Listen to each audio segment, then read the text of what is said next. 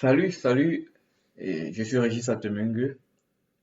Sur cette vidéo, je vais vous expliquer comment fonctionne le développement piloté par test ou encore le TDD, le Test Driving Development. Alors, lorsque vous produisez du code ou lorsque vous écrivez du code, vous avez deux approches. Vous avez exactement deux approches pour produire du code. La code first qui consiste à produire le code d'un besoin fonctionnel. Donc, si à l'analyse, vous avez des functional requirements, vous allez produire du code directement après avoir défini les besoins. Juste à côté, il y a l'approche test first qui favorise le développement des tests d'un projet. Mais cette approche qui est décrite par une approche pilotée par test, consiste d'abord à écrire le code d'une fonctionnalité avant cette fonctionnalité en elle-même. Donc, je vais prendre un exemple ici. Si j'ai une fonctionnalité dans mon projet qui calcule la moyenne des éléments d'un tableau, au lieu d'implémenter directement la fonctionnalité qui est calculate average, je vais commencer à implémenter le test. Donc, et je vais appliquer quoi? Je vais écrire un test qui échoue. Lorsque le test va échouer, je vais maintenant aller dans la fonctionnalité en question qui est calculate average, faire que ce test puisse passer. Donc, je vais écrire un code ou juste un petit bout de code pour que le test puisse passer. Donc, lorsque le test passe, si après avoir écrit plusieurs cas de test, j'ai l'impression que mon code est grand, je vais le refactoriser pour avoir le minimum de code possible qui va gérer mes cas de test. Donc, l'approche pilotée par test consiste à quoi? D'abord écrire un test qui échoue. Maintenant, rentrer sur le code à implémenter, écrire le code pour que ce test puisse passer et factoriser si nécessaire. Donc, on va prendre rapidement un petit exemple de façon en JavaScript pour voir ce que ça donne. Donc, j'ai un petit projet JavaScript dans lequel j'ai un fichier intro.js qui doit avoir le code qui calcule la moyenne des éléments d'un tableau. Donc, si j'utilise l'approche pilotée par test, si j'utilise d'abord l'approche code first, je serai directement en train de coder la fonctionnalité calculate average. OK? Donc là, je ne peux pas faire ça. Pourquoi? Parce que je change d'approche. Je vais utiliser la méthode pilotée par test. Donc, qui consiste à faire quoi? Première étape, à créer le test, un test minimal qui va échouer. Et maintenant, revenir ici pour implémenter pour que ce test puisse passer. Donc, je vais rapidement implémenter cela avec le framework Vitest de JavaScript. Pour l'implémentation de mes test cases, je vais rapidement importer la fonction describe de Vitest. Donc, je vais faire un import describe de Vitest. Je vais implémenter la fonction it pour écrire mes test cases et la fonction expect pour faire la comparaison. Donc, ici, je vais définir la fonction que je veux tester. Donc, nous, on veut faire le testing de la fonction calculer average. OK? Donc, dans ma suite de tests, je vais définir mes test cases. Donc, on a dit, on va définir un test case qui va échouer. Donc, je reviens sur le schéma. On va définir un test case qui va échouer. Si le test échoue, on va dans le code en question. On va écrire un code pour que le test case passe. Donc, je vais commencer par définir un test case qui va échouer. Donc, dans mon cas-ci, je considère que si je veux une fonction pour le premier cas de test qui calcule la moyenne des tableaux, je vais d'abord faire un test case qui fait que si le tableau est vide, alors la fonction nous renvoie une valeur. Donc, dans le cas de JavaScript, la fonction va nous renvoyer une number. Donc, je vais définir ici, doit me retourner not a number si le tableau est vide. Lorsque je définis ce test case, il est clair que ce test case ne va pas passer. Pourquoi? Parce que en fait, la fonction calculate average n'existe pas encore et ne peut pas encore gérer ce test case. Donc, je vais terminer le test case en faisant j'expecte de calculer average. OK. On va passer un tableau vide. D'accord. Et la fonction va nous retourner not a number. OK. Donc, lorsque je l'enregistre, d'accord, je vais lancer mon test. effectivement, ce test, normalement, il ne doit pas passer. Pourquoi? Déjà que la fonction calculate average n'existe pas et elle ne peut pas renvoyer. Donc, pour la couche développement par test, on me dit, lorsque tu as fait un test case qui tu échoues, tu vas écrire le code minimal pour que ce test case passe. Donc, je vais revenir dans intro.js. Je vais donc déclarer ma fonction calculate average qui va me prendre en paramètre un tabs, ok, et qui va me retourner, qui va faire si, on va faire if tab de length, si on a un tableau de taille 0, alors la fonction me fait un return de not a number. Donc je vais rapidement l'exporter. Je vais exporter la fonction pour qu'elle soit utilisable dans mon fichier test. Dans mon fichier test maintenant, je vais rapidement récupérer la fonction calculate average que j'ai importée ici et qui est utilisée là. Lorsque j'enregistre, on voit bien que le test est passé. Donc j'ai commencé par définir un test qui est échoué. OK. Et maintenant, je suis revenu écrire la partie du test minimale, le petit bout de code pour que le test passe. Donc, actuellement, la fonction ne nous calcule pas encore la moyenne. Donc, on va encore utiliser l'approche développement par test pour pouvoir implémenter cette fonction. Donc, pour le deuxième cas de test, on va se dire que le tableau doit retourner, la fonction doit pouvoir calculer un tableau d'un élément. Donc, on passe les tableaux des cas de base, doit calculer, si on veut, calculer la moyenne d'un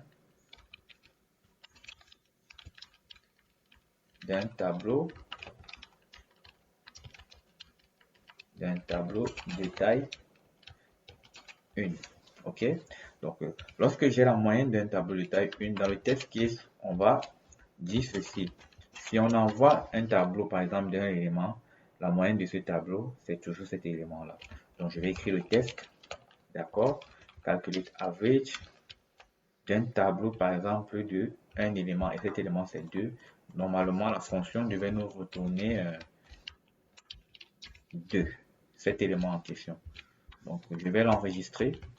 Quand je l'enregistre, on voit que le test n'est pas passé. Donc, à ce niveau-ci, on dit le test doit calculer la moyenne d'un tableau de taille 1. Et lorsqu'on passe un tableau avec valeur 2, qui est de taille 1, le tableau ne retourne pas. Donc, on va maintenant revenir ici, écrire le code qui nous permet de passer ce test. Donc, je reviens ici. Je vais faire if tab length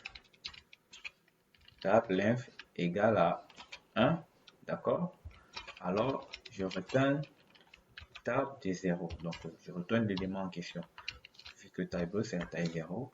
Et là, je valide. Lorsque je valide, on voit bien que dans la test suite, le test est passé. Alors qu'au début, il n'est pas passé parce que la fonctionnalité n'était pas implémentée. OK? Donc, ça passe. Alors, on va prendre le cas général. Si on veut calculer la moyenne des éléments d'un tableau, il faut sommer les éléments et faire diviser ces éléments par la taille du tableau. Donc, je vais d'abord implémenter le test qui nous permet de vérifier cela. Donc, on va faire à ce niveau, doit calculer la moyenne des éléments d'un tableau. Alors, pour mieux voir comment ça fonctionne pour ce cas de test, je vais utiliser le pattern et pour pouvoir bien implémenter cette fonction dans ce cas de test. Donc, la première chose, c'est quoi? La section arrange qui va nous préparer les valeurs. OK? Donc, pour les valeurs préparées, qu'est-ce que je fais? Je définis un tableau constat, par exemple, de 3 éléments, 1, 2 et 3. Ça sera les valeurs du test. Je définis le résultat attendu, const résultat attendu. Donc, on sait que la moyenne de 6, c'est 2 avec ces éléments, c'est 2.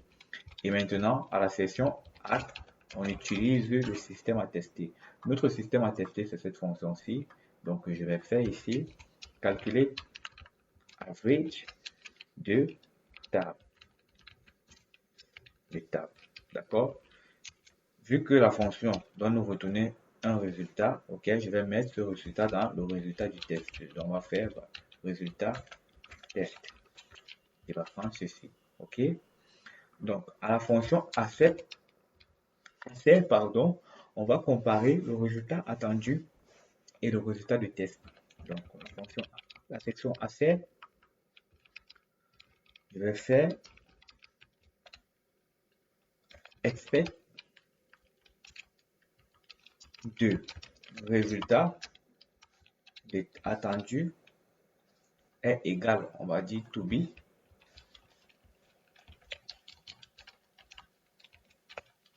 au résultat de test. Ok, on valide.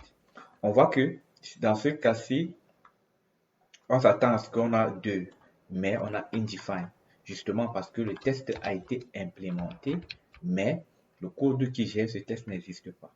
Donc, je vais rapidement revenir dans la fonction calculate average.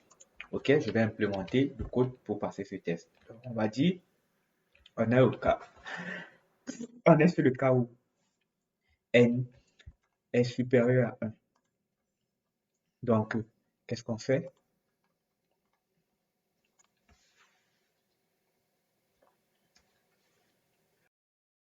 Puisque c'est la somme des éléments, je vais déclarer une variable let sum qui est égale à 0.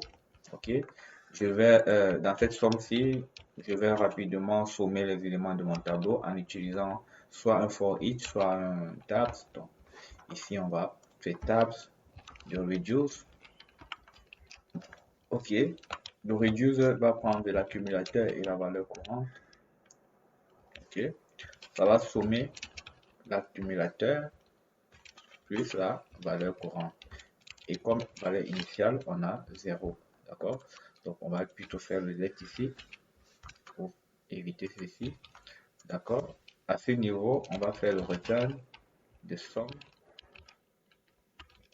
divisé par le tab de l'inf. Ok? On valide, on va si notre test passe. Donc, lorsque j'ai réécrit ce code, le test s'est réexécuté ici à ce niveau. Ok? Et donc, ça me calcule la moyenne des éléments d'un tableau. Donc, on voit bien que cela pour l'approche TDD, on a d'abord implémenté le test et on est venu implémenter la fonctionnalité. Maintenant, sur l'approche TDD, on a l'étape C qui décide de refactoriser le code s'il est nécessaire, au cas où un texte est déjà couvert. Donc, on se rend compte ici que sur cette approche, si la ligne n'est pas nécessaire, pourquoi? Parce que lorsqu'on somme des éléments d'un tableau, la fonction reduce va gérer le cas ci. Donc tout ce que j'ai à faire, c'est refactoriser ici mon code et on voit que mon test passe encore bien après d'avoir supprimé cette ligne. Et je peux un peu encore refactoriser cette fonction directement ici en faisant un return de tab, d'accord, divisé par le tab de l'inf. Ok, donc ça c'est fait en une ligne, j'enregistre ça et je mets là. On voit que le code passe exactement. Donc on a refactorisé. Donc sur cet échange, rapidement, on a appliqué la méthode pilotée par test pour pouvoir faire cela. Donc ainsi, si je refactorise mon test de façon plus simple, je peux directement prendre ici la fonction calculate average, je la mets là, d'accord. Mon tabs, je le remplace par ces valeurs en question, ok, et au résultat attendu, je le remplace par 2. Voilà. Et je fais mon test ici et il est plus propre. Donc, on voit bien que là, le test, il est super intéressant. On se rend compte ici que l'approche pilotée par développement nous permet une bonne couverture du code. Donc, les 3 tests qu'on a créés ici pour le tableau vide, pour le tableau de un élément et le tableau de plusieurs éléments, couvrent simplement cette partie-ci. Et nous avons commencé par implémenter le test avant d'implémenter la fonctionnalité en elle-même. Donc, Pour ceux qui veulent plus d'informations, on reviendra dessus. Merci et portez-vous bien. À bientôt.